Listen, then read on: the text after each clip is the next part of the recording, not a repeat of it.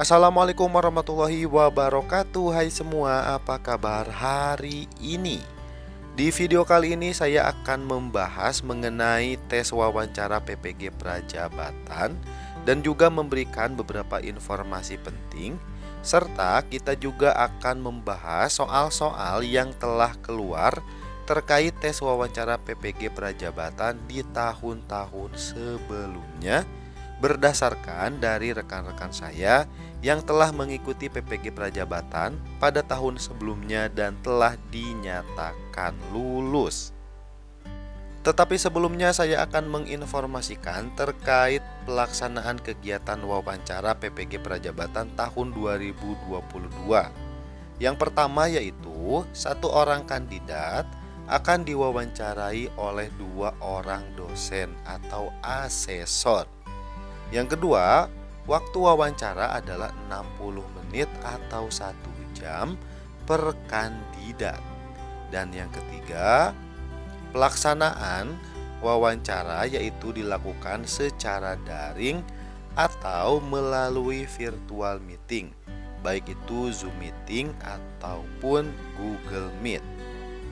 Dalam satu hari, hanya 3-4 orang peserta atau kandidat yang akan diwawancarai oleh asesor.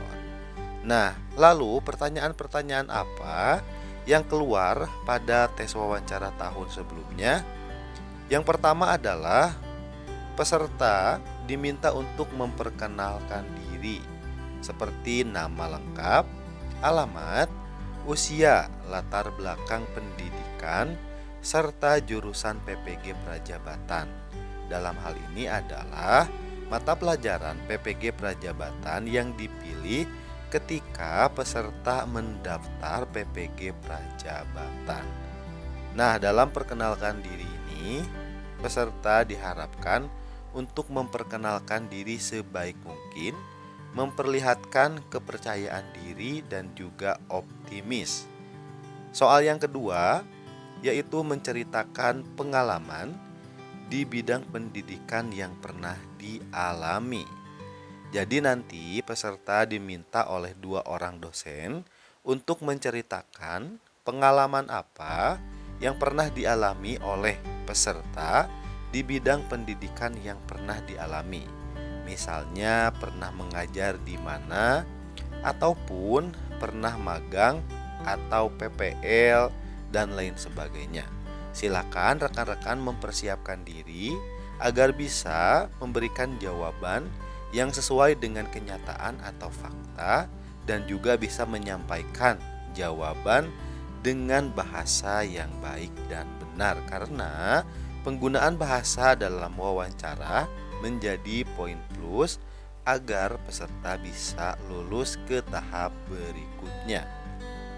Pertanyaan yang ketiga adalah peserta diminta untuk memberikan alasan dan juga motivasi mengikuti PPG Prajabatan itu untuk apa.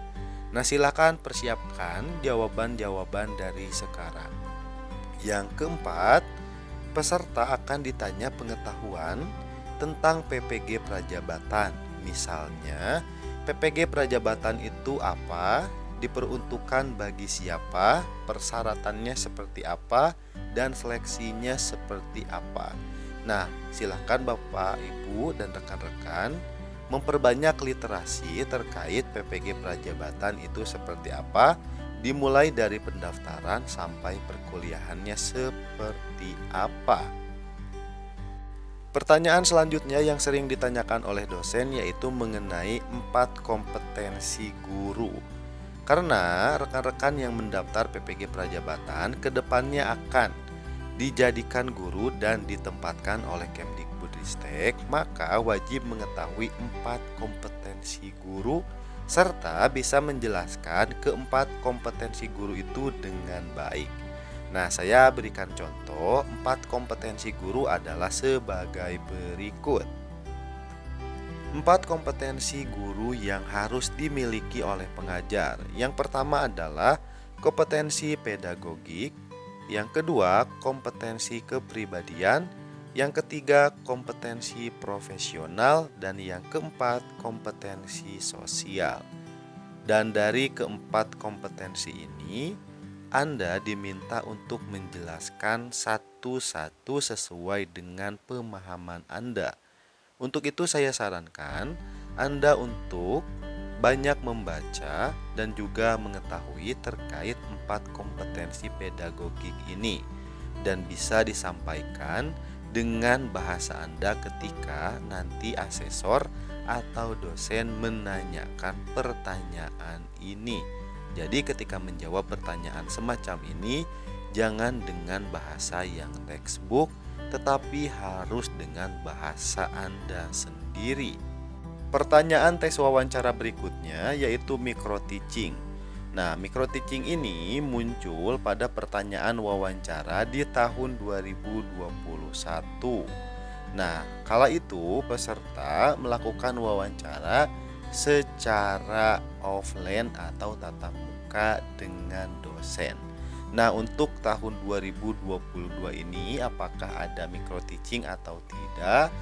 Kita tetap harus mempersiapkan diri sebaik mungkin. Sebagai calon guru, kita harus bisa mempraktekkan cara kita mengajar yang baik dan benar.